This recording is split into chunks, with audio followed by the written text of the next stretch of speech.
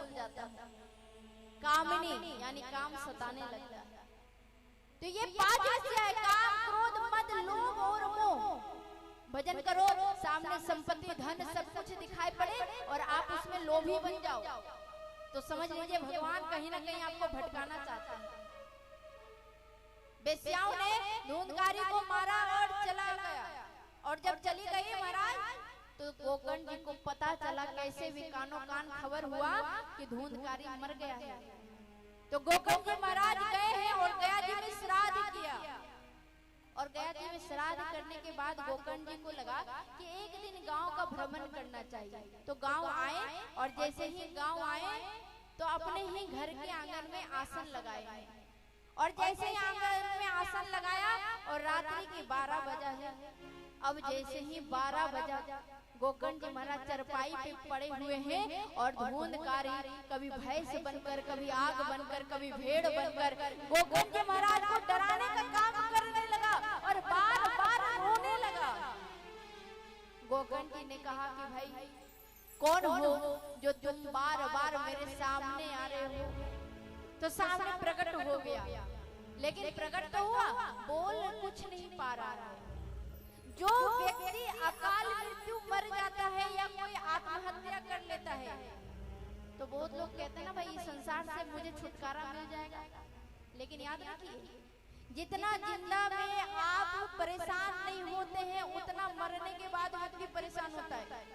नदी रहता है लेकिन पानी नहीं पी सकता, भोजन की व्यवस्था रहती है लेकिन प्रेत आत्मा खाना नहीं खा सकता है।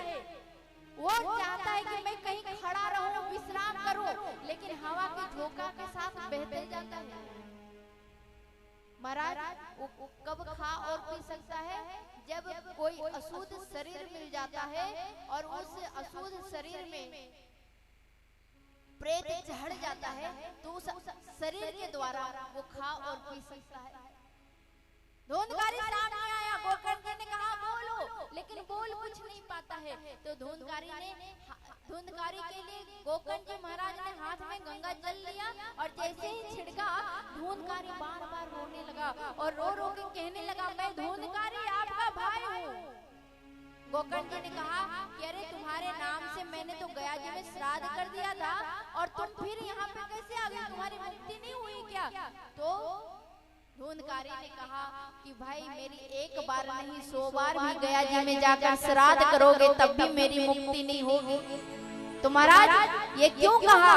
इसलिए क्योंकि जब श्राद्ध किया जाता है तो उसका नाम बोला जाता है, गोत्र बोला जाता है, तब श्राद्ध किया जाता है। लेकिन धूंधकारी तो इनके खानदान का था ही नहीं, तो भाई नाम और गोत्र कहाँ पता होता है। इसलिए मुक्ति जब नहीं मिला तो कहा कि भाई आप ही कुछ उपाय करो। गोकर्ण जी ने कहा कोई बात नहीं। सुबह हुई तो सूर्य भगवान से गोकर्ण जी महाराज ने कहा कि बताइए कुछ उपाय। तो उन्होंने कहा श्रीमद् भागवत महापुराण की पाठ आप रखिए।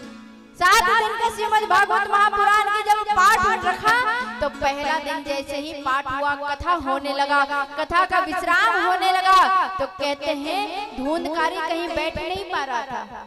जो कथा में आते हैं ना और आने के बाद गप मारते हैं, जो कथा में आते हैं और घूमते रहते हैं, महाराज उनकी गति क्या होती है? अधोगति में जाकर गिर जाता है। इसीलिए जब आप कथा में आए तो गप नहीं मारे, बात नहीं करे, आप कथा को श्रवण कीजिए, भगवान नाम आप जप कीजिए।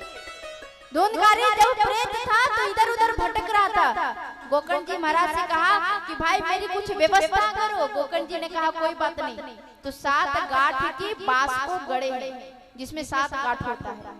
पहला दिन की कथा विराम हुआ, पहला गांठ फट गया, दूसरा दिन में दूसरा गांठ, तीसरा, चौथा, 5वां, छठा दिन में 6वां गांठ फटा, और जैसे ही 7वां दिन हुआ कथा पूर्ण हुई है तो आज पूरा बांस फटा है और धूंधकारी जो प्रेत योनि में था दिव्य आत्मा के साथ प्रकट हो गए हैं। ये कब? श्रीमद् भागवत महापुराण की कथा सुनकर। श्रीमद् भागवत महापुराण की